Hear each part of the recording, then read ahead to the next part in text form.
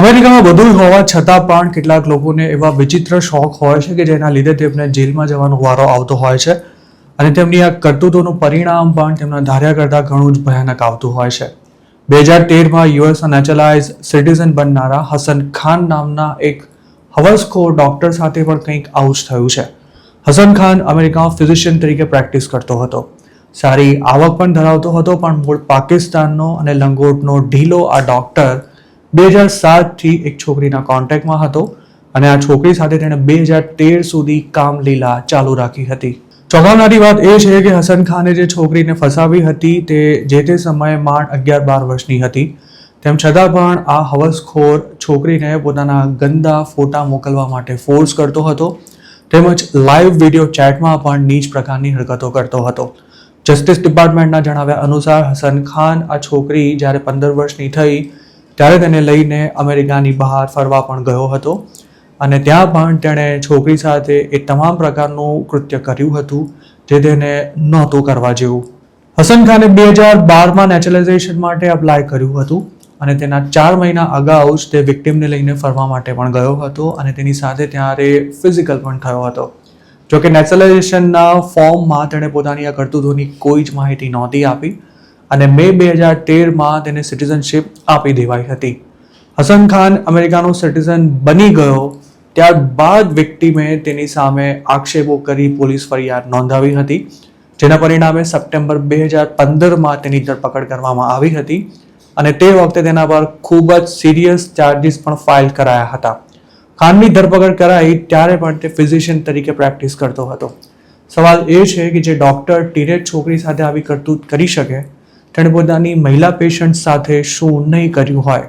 હસન ખાન સામે આરોપ લગાવનારી છોકરીએ જે પુરાવા રજૂ કર્યા હતા તે એટલા જડબે સલાખ હતા કે ગમે તેવો મોંઘો વકીલ રોકીને પણ આ હવસખોર ડોક્ટર જેલની સજામાંથી બચી શકે તેમ નહોતો. આખરે જાન્યુઆરી 2016માં તેણે પોતાનો ગુનો સ્વીકાર કરી લીધો હતો અને તેને 17 વર્ષની જેલની સજા ફટકારવામાં આવી હતી. હસન ખાન હાલ પણ અમેરિકાની જેલમાં બંધ છે અને હવે ટ્રમ્પ એડમિનિસ્ટ્રેશને તેની સિટીઝનશિપ છીનવી લેવા માટે ન્યુયોર્કની ફેડરલ કોર્ટમાં લોસૂટ ફાઇલ કર્યો છે. અમેરિકાના કાયદા અનુસાર સિટીઝનશિપ માટે અપ્લાય કરનારા તમામ ઇમિગ્રન્ટે પોતે અમેરિકામાં કોઈ ગુનો કર્યો છે કે નહીં તેની તમામ વિગતો આપવાની હોય છે. જો પોલીસ ફરિયાદ કે કોર્ટ કેસ ના થયા હોય તો પણ આ વિગતો આપવી ફરજિયાત છે, પણ ખાને પોતાની કામલીલાની વિગતો છુપાવી હતી. જો કોઈ ઇમિગ્રન્ટ ખોટી વિગતો રજૂ કરીને, નકલી ડોક્યુમેન્ટ સબમિટ કરાવીને કે પછી કોઈ માહિતી છુપાવીને સિટીઝનશિપ લઈ લે તો તેની સામે ડિનેચરલાઇઝેશનની કાર્યવાહી કરી શકાય છે અને હસન ખાનને પણ હવે અમેરિકાની સિટીઝનશિપ છીનવી લઈ પાકિસ્તાન ભેગો કરી દેવાય તેવી શક્યતા છે. હસન ખાન સામે જે ડિનેચરલાઇઝેશનની ફરિયાદ દાખલ કરવામાં આવી છે તેમાં જણાવાયું છે કે તેણે નેચરલાઇઝેશન માટે ગુડ મોરલ કેરેક્ટરની જરૂરિયાત પૂરી નથી કરી, કારણ કે તે સિટીઝન બન્યો તે પહેલાં જ એક છોકરી સાથે સંબંધો ધરાવતો હતો અને સાથે જ તેણે નેચરલાઇઝેશનની કાર્યવાહી દરમિયાન પોતાના ગુનાની વિગતો પણ છુપાવી હતી. ઉલ્લેખનીય છે કે હસન ખાન જેવા જેટલા પણ લોકો ખોટી માહિતી આપીને કે પછી બીજી કોઈ રીતે સિટીઝન બની ગયા છે તેમની સામે કડક કાર્યવાહી શરૂ કરતા ટ્રમ્પ એડમિનિસ્ટ્રેશને આવા 384 લોકોનું લિસ્ટ પણ બનાવ્યું છે, જેમની સામે ડિનેચરલાઇઝેશનની કાર્યવાહી આગામી દિવસોમાં શરૂ થવાની છે. એવું પણ મનાઈ રહ્યું છે કે આવા બીજા પણ ઘણા લોકો સરકારના રડાર પર છે અને એક પછી એક સૌ કોઈનો નંબર લાગવાનો છે. અમેરિકાની સિટીઝનશિપ માટે અપ્લાય કરનારાના 5 વર્ષ ક્લીન હોવા જરૂરી છે. મતલબ કે જો સિટીઝનશિપ માટે અપ્લાય કરનારાએ 5 વર્ષ દરમિયાન ટ્રાફિક સિગ્નલ તોડ્યું હોય તો પણ તેનું નેચરલાઇઝેશન અટકાવી શકાય છે.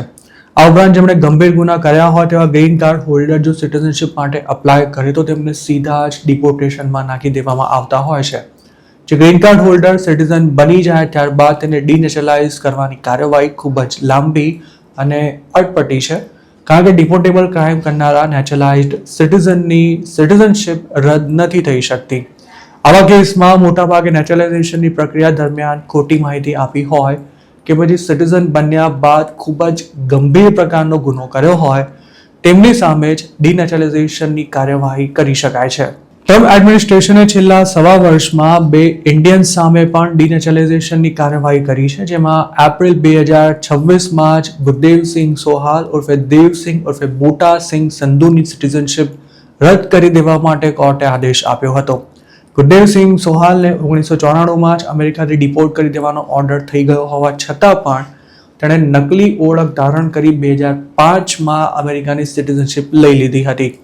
તે સિટીઝન બન્યો ત્યારે કાગળ પર ફિંગરપ્રિન્ટ લેવાતી હતી, પણ 2017થી તમામ રેકોર્ડ્સને ડિજિટલ ફોર્મેટમાં કન્વર્ટ કરવાનું શરૂ કરાયું હતું અને ફેબ્રુઆરી 2020માં એટલે કે નેચરલાઇઝેશનના છેક 15 વર્ષ બાદ ગુરદેવસિંહની ચોરી પકડાઈ ગઈ હતી. તેવી જ રીતે ફેબ્રુઆરી 2026માં ગુરમીત સિંહ નામના એક દેશી સામે ન્યુયોર્કની કોર્ટમાં ડિનેચરલાઇઝેશનનો કેસ ફાઇલ કરવામાં આવ્યો હતો.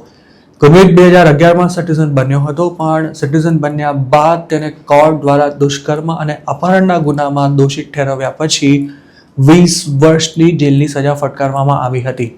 ગુરમીતે આ ક્રાઇમ તેને સિટીઝનશિપ મળી તે પહેલા કર્યો હતો અને તેની વિગતો છુપાવીને તેણે સિટીઝનશિપ લઈ લીધી હતી. ગુરમીત અમેરિકામાં ટેક્સી ચલાવતો હતો અને પોતાની જ એક મહિલા પેસેન્જર પણ તેણે ચાકુની અણી પર દુષ્કૃત્ય કર્યું હતું. વર્ષ 2018માં પણ ટ્રમ્પની પહેલી ટર્મ દરમિયાન દેવિન્દર સિંહ ઉર્ફે બલજિંદર સિંહ નામના એક પંજાબીની સિટીઝનશિપ રદ કરવા માટે કોર્ટે આદેશ કર્યો હતો. દેવિન્દર 1991માં સેન ફ્રાન્સિસ્કો એરપોર્ટ પર કોઈ ડોક્યુમેન્ટ વિના જ લેન્ડ થયો હતો. તે વખતે લોકો હમશકલના પાસપોર્ટ પર અમેરિકા પહોંચી જતા હતા કારણ કે ફિંગરપ્રિન્ટની સિસ્ટમ નહોતી. તેણે એરપોર્ટ પર પોતાનું નામ દેવિન્દર સિંહ હોવાનું જણાવ્યું હતું, પણ તેણે ઇમિગ્રેશન કોર્ટમાં એકે હિયરિંગમાં હાજરી ન આપતા જાન્યુઆરી 1992માં જ તેને ડિપોર્ટ કરી દેવા માટે ઓર્ડર કરી દેવાયો હતો. જોકે ઓર્ડર આવ્યાને એક મહિના બાદ ફેબ્રુઆરી 1992માં તેણે ઓળખ બદલીને બલજિંદર સિંહના નામે અસાયલમનો કેસ કર્યો હતો, જેમાં તેનો એવો દાવો હતો કે પોતે બોર્ડર પર પકડાયા વિના જ ક્રોસિંગ કરીને અમેરિકા આવ્યો છે. આ કેસમાં કોઈ આખરી ફેસલો આવે તે પહેલા જ તેણે એક યુએસ સિટીઝન સાથે લગ્ન કરી લીધા હતા અને અસાયલમનો કેસ પણ પાછો ખેંચી લીધો હતો.